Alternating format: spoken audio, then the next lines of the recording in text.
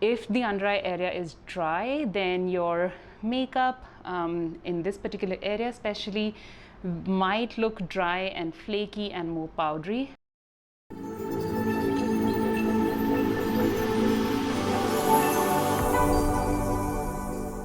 So we'll start with priming her face. So my model has slightly dry skin, but she's already moisturized her face.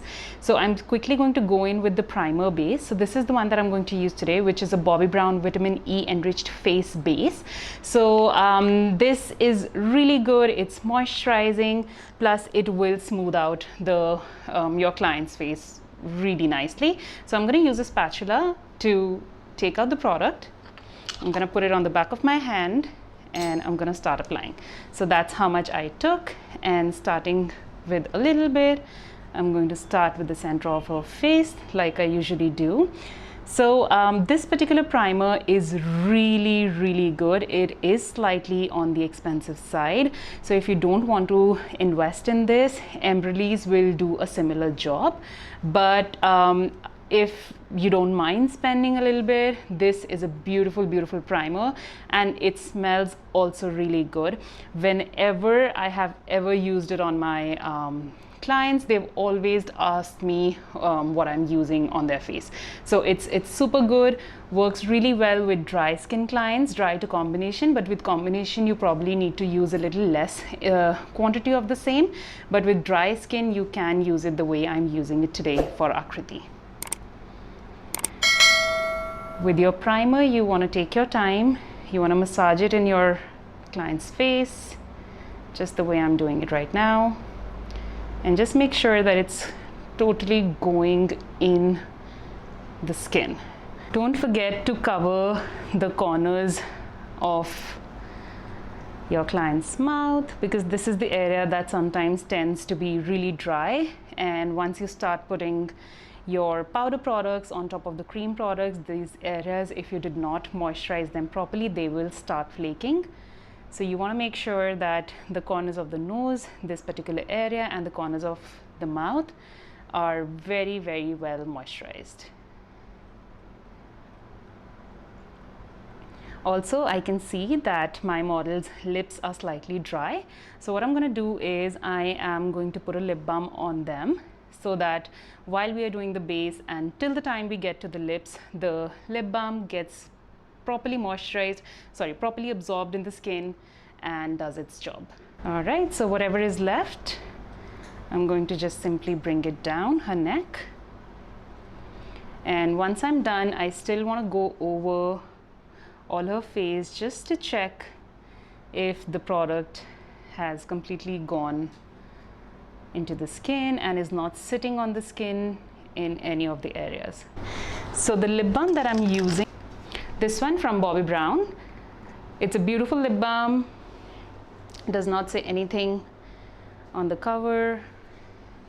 So here we go. I'm just taking a little bit on the spatula. I'm going to give it to my model, so she can simply just put it on her lips and rub it in. All right.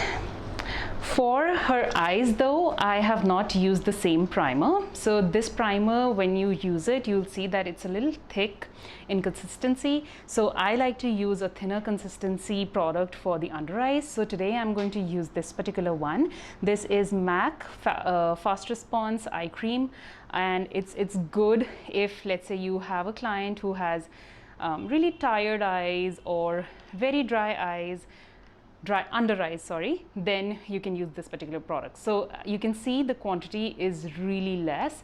So we just want to take a little bit to cover the under eye area, that's it.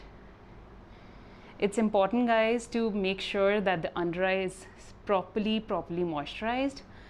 If the under eye area is dry, then your makeup in this particular area especially might look dry and flaky and more powdery, and of course that's not what we want. Another thing is that this area under the eyes is the only area on our face which does not produce any oil in itself. So even if it was an oily skinned person or a combination skin person, this particular area will not get moisturized by itself, as compared to the rest of the face that might, you know, sweat a little bit and can get moist, but this particular area is going to stay dry if you leave it dry.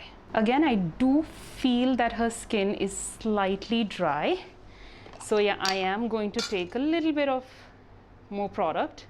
This is the Bobbi Brown Vitamin Enriched Face Base. A little bit more to just go onto her skin so that we have beautifully moisturized skin. All right, so next thing what I'm going to do for Akriti today is that I'm going to do a little bit of color correction.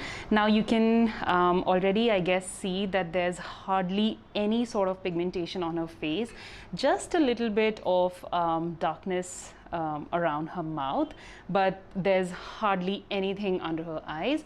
Also, if you can notice that, then if you can see, then you might notice that her forehead is slightly darker in color as compared to the rest of her face. So in that case, what we want to do is we want to color correct this particular area as well, so that it does not turn gray after we've done her makeup.